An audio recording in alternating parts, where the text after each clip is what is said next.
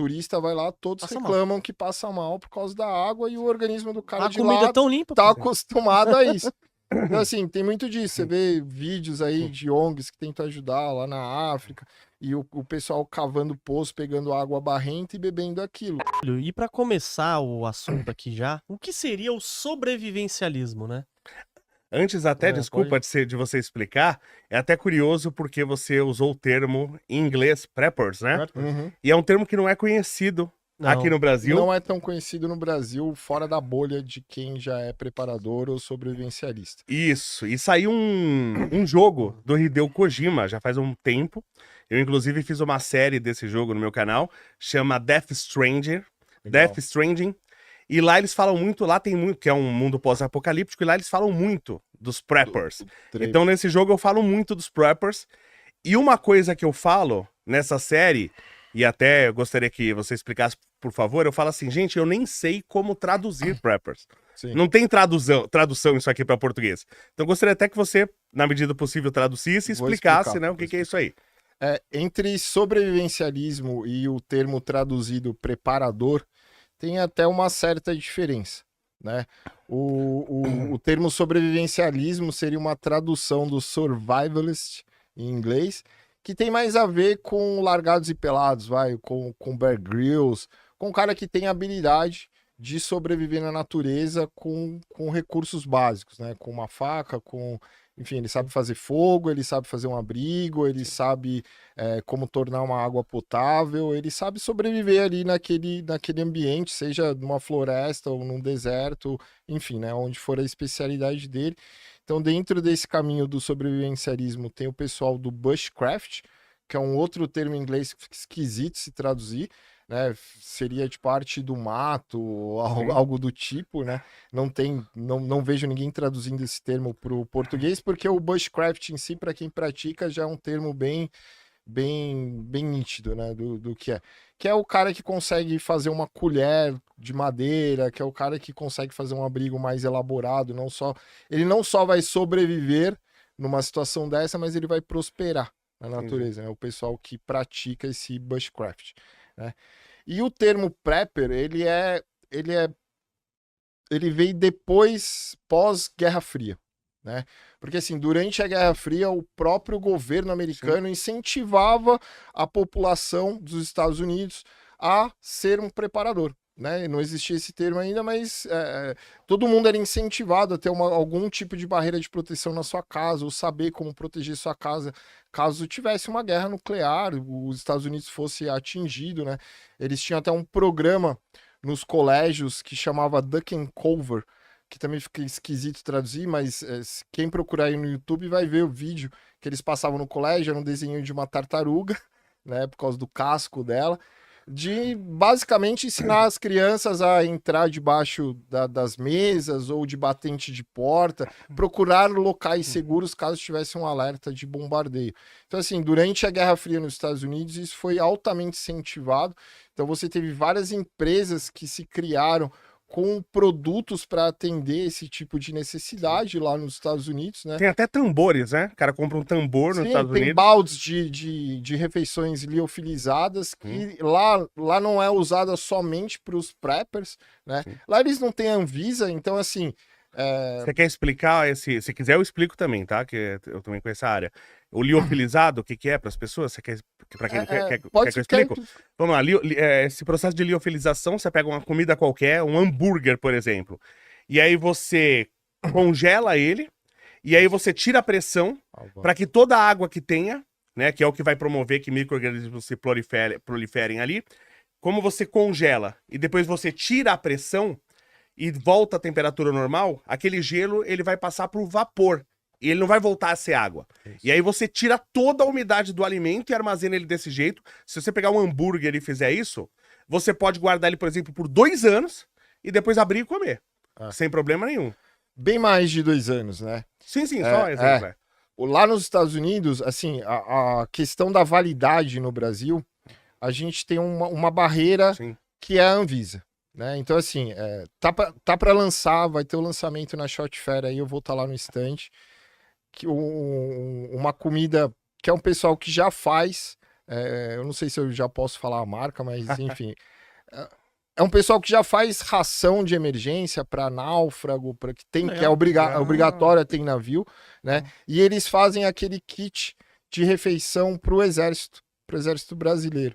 E aí eles viram essa crescente no mercado, tanto outdoor quanto de preparação, e estão lançando agora, o lançamento vai ser na Shot Fair agora desse ano em julho, e eu vou estar lá fazendo o lançamento junto com eles. E é uma refeição, ela não é liofilizada, mas ela é uma refeição pronta que você só precisa esquentar e ela dura 2 anos. 2 anos? Uma refeição pronta. Deixa eu te fazer uma pergunta bem idiota aqui, porque você é da área, talvez já exista isso de alguma forma e eu não saiba, né? Porque talvez tenha que ter um estudo biológico para isso. Por exemplo, comida. Você tem várias formas de você, para transporte, para armazenamento, você fazer comida de alta caloria e de pouco volume e pouco peso. O leite condensado é isso. Foi criado pro exército, tal, não sei o quê. Só que a água não tem o que você fazer, porque a água tem aquele volume, aquela densidade, né? Não tem como ter água em pó, não né? tem como ter água em pó e não tem como você... Aliás, quando a gente estuda, isso não é tão verdade, mas vamos aceitar isso aí, a gente sempre aceita, quando a gente faz cálculo, sempre aceita a água como um fluido não compressível. Então eu não posso como fazer com gás e comprimir para ele ocupar um volume menor. Existem soluções, quais são as soluções que você conhece para a gente armazenar água? Por exemplo, se eu tô num barco. Você fala, pô, estou num barco, você tá cheio de água em volta. Você não pode beber a água do mar, você pode beber a de um rio. Né? Mas a do mar, não. Tem soluções para armazenamento de água? Para armazenamento, basicamente é o uso de cloro, né? É 2 ml para cada... 2 ml não, é 2 ml de água sanitária, né? Que já é o cloro diluído para cada litro de água. Mas o mais importante, assim, exatamente pela questão de volume, de peso e de dificuldade de armazenamento de água, é melhor que você saiba como tornar essa água potável, ou tenha ferramentas para tornar essa água potável. Mas, por exemplo, barco tem dessalinizador hoje, não é barato, mas assim, tem dessalinizador que usa bateria de power station e que funciona e o cara consegue produzir a quantidade necessária ali para o barco. Não eu vi um cara velejador que tem um barco todo preparado para ele rodar o mundo aí, ele tem esse dessalinizador, né? Sabe quanto custa? É algo em torno de uns $15 mil, não é barato, mas é um equipamento altamente funcional ali e essencial para o cara que eu não lembro o canal, mas é um canal de um velejador que ele não tem um navio, mas ele tem um barco razoável, né? E ele viaja o mundo inteiro com aquele barco. Então ele precisa disso e hoje existe essa solução, né? Antigamente não tinha tanto isso, mas hoje em dia já existe, né? Eu acho que até tem a ver com aquele projeto que Israel começou para fazer as hortas deles lá, os jardins, e conseguiram com a tecnologia de hoje diminuir isso, né? E você conseguir colocar dentro de um barco. Agora, se não for barco, teoricamente, principalmente em países assim, tropical igual o Brasil, não é difícil achar fonte de água, né? Nascente, rio. A grande importância é tornar aquela água potável, mesmo que você capte da chuva, desse tipo de coisa. Então, assim, kits de sobrevivência, o que a gente geralmente aconselha é você ter comprimidos de clorim, que chama, né? Eu acho que é a marca mais conhecida, deve ter outros, que são tabletinhos já para tratar 1 litro de água.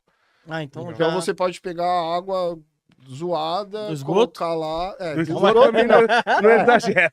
Assim, o pessoal acha que só por ser água corrente ela tá boa para beber. E não necessariamente. Ô, Júlio, você corre um risco grande. E eu passo muito aqui embaixo, aqui, né? Tem eu tô aqui na Rua Augusta. Saindo da Rua Augusta, eu pego ali pra ir pra Radial. Tá. Aí eu passo embaixo da... Como que é? Tem um túnel aqui, tipo um túnelzinho aqui que pega a radial, tudo. E eu sempre vejo os moradores de rua chupinhando uma água que tá saindo do túnel ali. Será que a água chega limpa? Ela sai daqui de alguma coisa aqui? Cara, eu acho que isso tem mais a ver com a resistência que o organismo da pessoa vai criando. O cara tem, né? Então, você tem países aí menos desenvolvidos ainda que o Brasil, que o saneamento é muito pior do que no Brasil, que sei lá, a Índia, por exemplo, né? Nossa. O turista vai lá, todos reclamam que passa mal por causa da água e o organismo do cara de comida lá tão limpa, tá acostumado a isso. Então, assim, tem muito disso. Você vê vídeos aí de ONGs que tentam ajudar lá na África e o pessoal cavando poço, pegando água barrenta e bebendo aquilo. Óbvio que se a gente que tá numa metrópole beber daquela água, você pode até morrer, né? Você vai pegar cólera, pode pegar uma série de bactérias, de doenças aí, mas o organismo daquela população muitas vezes já tá ali, acostumado com aquilo. É, porque eu fico olhando e falo, mano, mó água suja, o pessoal, os usuários de droga ali bebendo.